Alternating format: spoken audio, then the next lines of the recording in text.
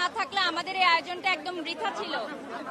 আর আপনারা যারা মিডিয়া সাংবাদিক আছেন তারা এটা বেশি করে প্রচার করবেন যে আরেকটি ইকরাও যেন বিদায় না নেয় এই দুনিয়া থেকে। একটি বাচ্চার মা, একটি ছোট্ট বাচ্চার মা, নিষ্পাপ বাচ্চার মা যেন কখনো বিদায় না নেয়। এখানে আমরা অনেক মেয়েরা আছি যারা সোশ্যাল মিডিয়াতে কাজ করি, অনেক পেছনে আমার অনেক আপুরা আছেন যারা আমাদের এক ডাকে এসেছেন, যারা অনেকে হাউসওয়াইফ, বিজনেস করছেন, যারা সোশ্যাল মিডিয়ার সাথে যুক্ত না, কিন্তু তারপরও ইকরা আপুর পরিবারের সদস্য না হয়ে ইকরা আপুর বন্ধু বান্ধবী বা কখনো হয়তো ইকরা আপুকে সামনে থেকেও দেখে নাই, তাই না?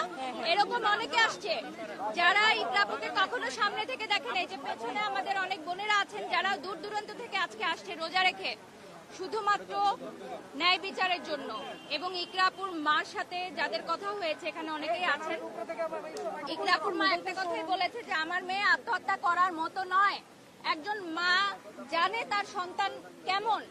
একজন মা যেহেতু স্টেটমেন্ট দিয়েছে যে আমার মেয়ে আত্মহত্যা করার মেয়ে নয়, এটা হত্যা করা হয়েছে, তাহলে এটার একটা সুষ্ঠু তদন্ত আমরা চাই। আমরা মেয়েরা একটা সুষ্ঠু তদন্ত চাই যেটা আত্মহত্যা না হত্যা। এটা এক নম্বর টপিক। সেকেন্ড টপিক হচ্ছে একজন অভিনেতা, একজন অভিনেত্রী দুজনকে নিয়ে যে পরকীয়ার ঘটনাটা অনেকেই বলছেন, ইভেন এটার স্টেটমেন্ট কিন্তু অনেক ডিরেক্টর, প্রডিউসার, অনেক আর্টিস্টরা দিয়েছে স্টেটমেন্ট, মৌখিক স্টেটমেন্ট, ভিডিও বা অডিও, যে তারা এই বিষয়গুলো জানতো। যারা নাটক পাড়ায় কাজ করে তারা অনেকেই এই বিষয়গুলো জানতো। তো আমি সেই অভিনেতা আলবিকে রিকোয়েস্ট করব যে আপনি আইনের যে দ্বারস্থ হন।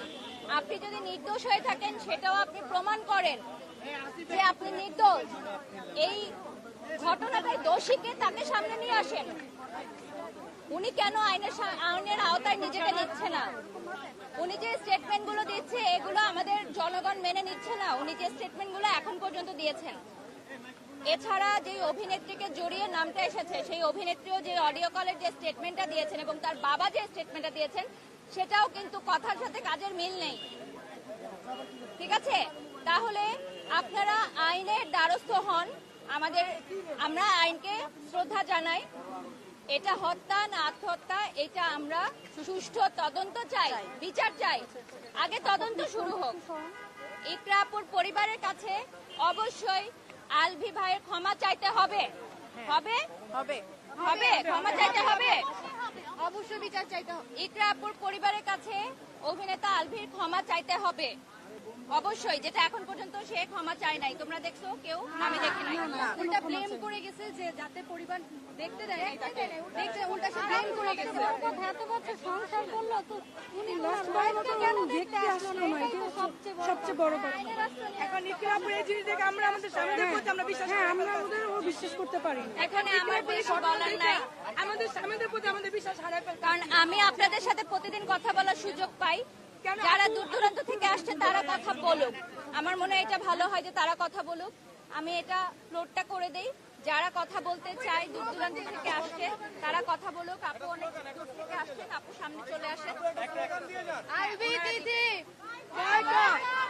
আলভি দিদি, আলভি দিদি, আলভি দিদি,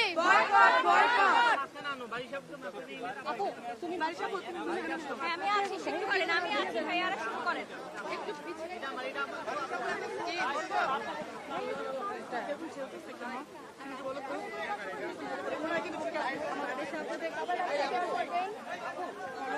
আমরা কিন্তু এদিকে আসতে সাইডে যেতে